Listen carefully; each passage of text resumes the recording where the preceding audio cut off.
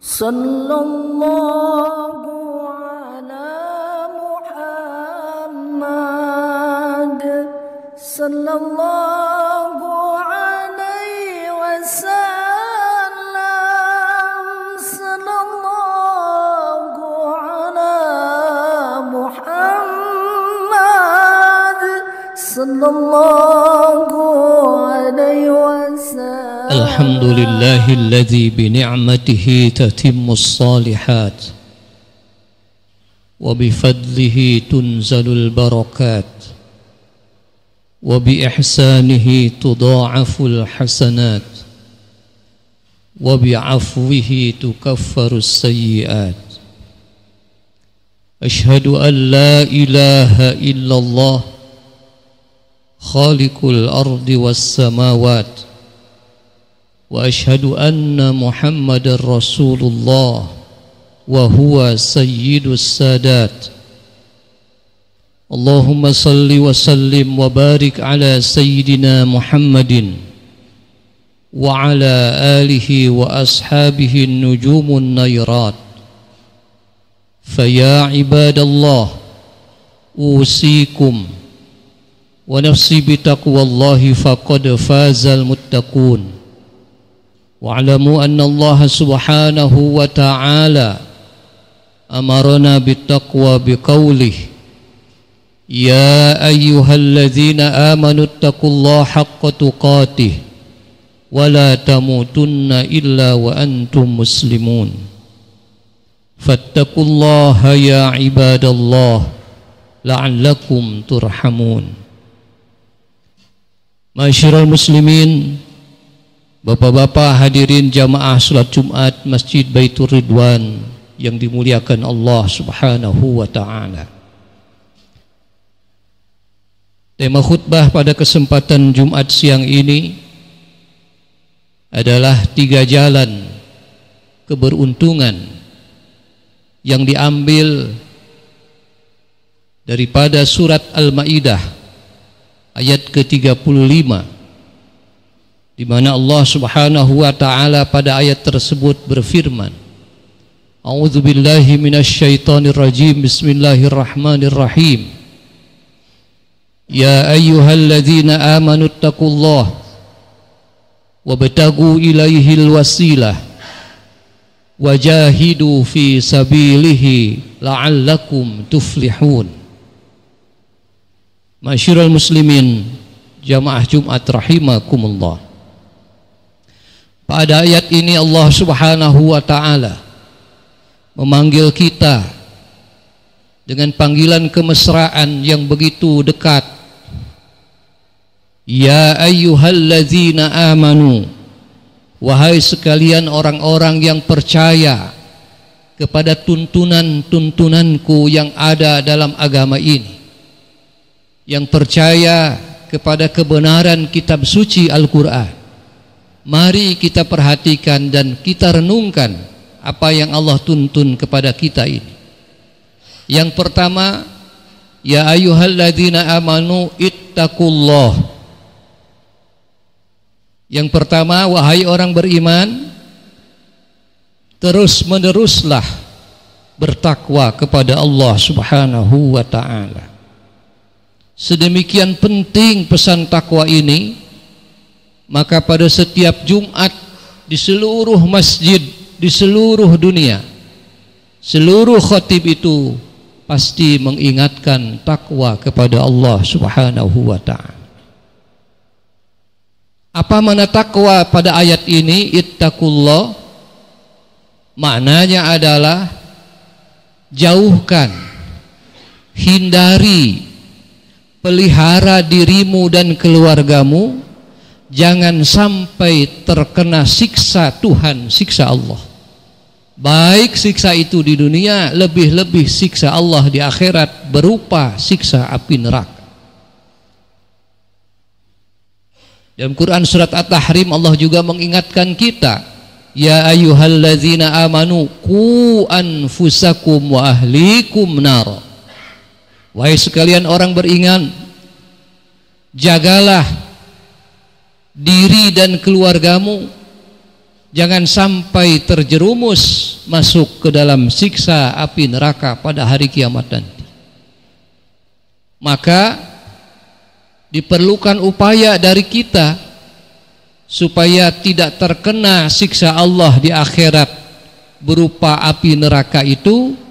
Maka Allah pada ayat ini ittaqullah dimaknai hendaklah kamu jauhi maksiat dan dosa.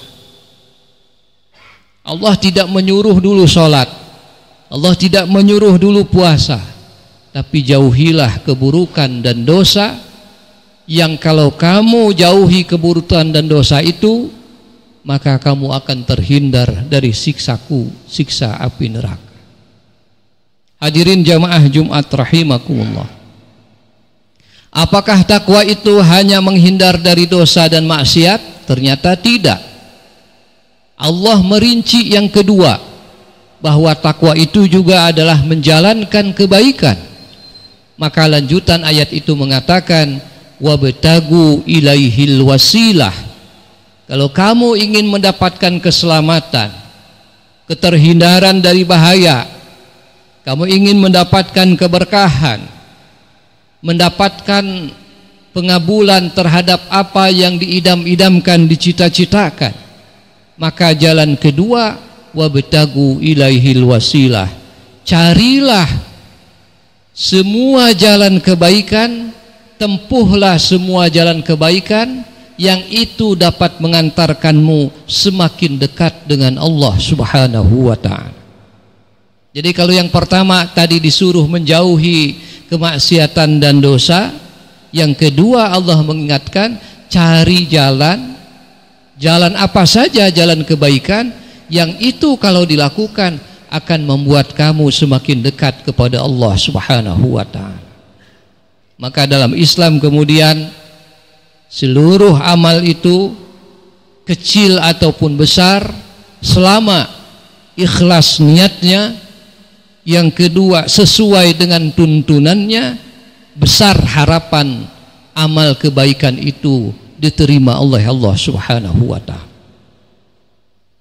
Yang ketiga, ya ayyuhalladzina amanu taqullah wabtagu ilaihil wasilah wajahidu fi sabili la'allakum tuflihun. Jalan ketiga yang dapat kita tempuh sebagai jalan keberuntungan dan keselamatan dunia dan akhirat, wajahidu fi sabilih. Kerahkan segenap upaya, segenap daya dan kemampuan yang kita miliki masing-masing. Itulah makna daripada jihad fi sabilihi, di dalam rangka memuliakan dan meninggikan agama Allah Subhanahu wa ta'ala. Itu yang kemudian sering diartikan sebagai fi sabilillah, jihad fi sabilillah. Hadirin jamaah Jumat rahimakumullah.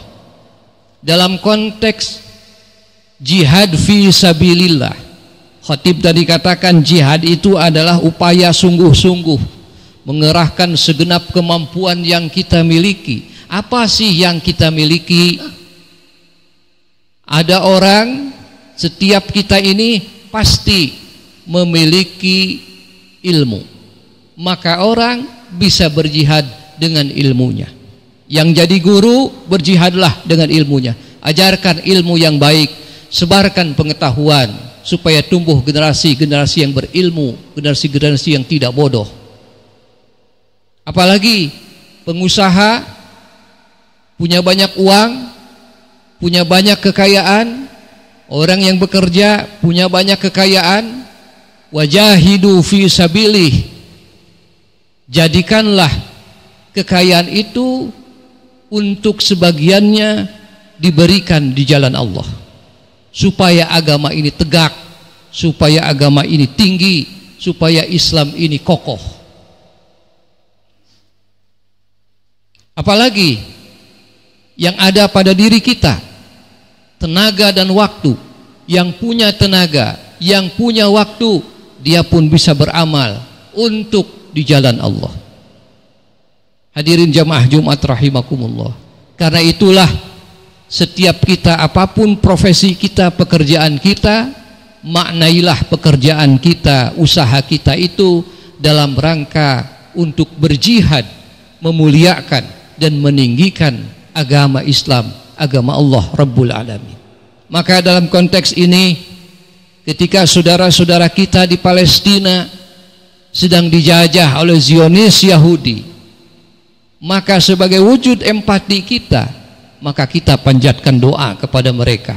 Itu pun bagian daripada jihad yang kita lakukan di sini, karena jihad mengambil bentuk dan tempat yang berbeda-beda menurut keadaan dan situasi.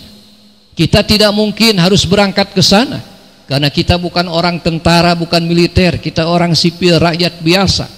Maka kita bisa berdoa untuk berempati kepada kesulitan saudara-saudara muslim di Palestina yang sedang dijajah. Kalaupun tidak, bisa ditambah lagi bagi yang punya kemampuan dan kelebihan rezeki, maka kita pun bisa berdonasi untuk memberikan bantuan keuangan kepada saudara-saudara kita yang sedang berjuang. Karena pasti perjuangan, pasti dimanapun membutuhkan tenaga dan juga membutuhkan uang, membutuhkan perlengkapan untuk membeli senjata dan lain-lainnya. Karena itu, kalaupun kita tidak bisa berangkat ke sana, kita bisa berdoa.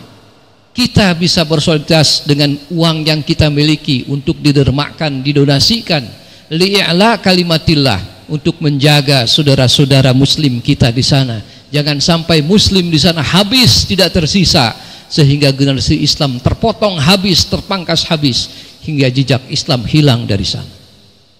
Hadirin jamaah Jumat rahimakumullah. Maka itulah kita pun bisa melakukan yang ketiga. Kalau tidak bisa berdoa, kita bisa berdonasi. Syukur juga kita mungkin sesuai dengan fatwa MUI yang dikeluarkan untuk tidak membeli produk-produk yang beririsan dengan Yahudi Zionis. Itu pun bisa saja kita lakukan.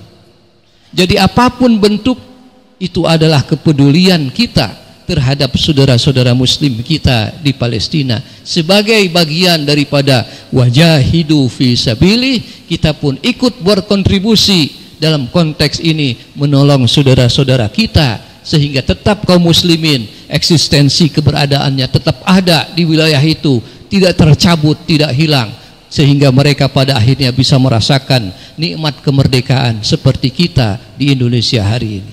Tiga hal ini kalau dilakukan oleh setiap pribadi muslim, setiap muslim selalu memperbaiki hubungannya, ketakwaan kepada Allah.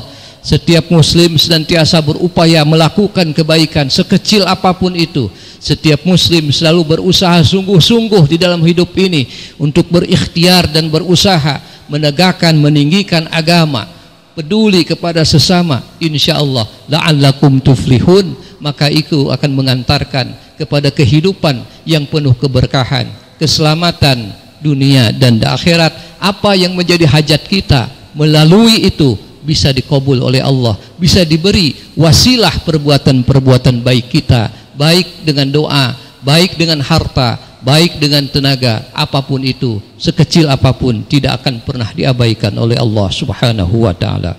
Sebagai penutup, mari kita renungkan firman Allah Subhanahu wa ta'ala, ma indakum yanfadu wa ma indallahi baq. Apa yang ada di sisi kalian pasti akan habis, akan hilang pada akhirnya, tapi ada yang kekal, yaitu pahala dari sisi Allah Subhanahu wa ta'ala. Wala najziyannahum ajra wala najziyannal ladzina sabaru ajrahum bi ahsani ma kanu ya'malun. Dan kami pasti akan memberikan pahala yang terbaik kelak pada hari kiamat atas setiap kesabaran atas setiap kesabaran dan usaha yang kalian lakukan dalam kehidupan dunia ini. Barakallahu li wa lakum bil Qur'anil azim wa nafa'ani wa iyyakum bima fihi minal ayat wa dzikril hakim wa taqabbala minni wa minkum tilawatahu innahu huwas samiul alim.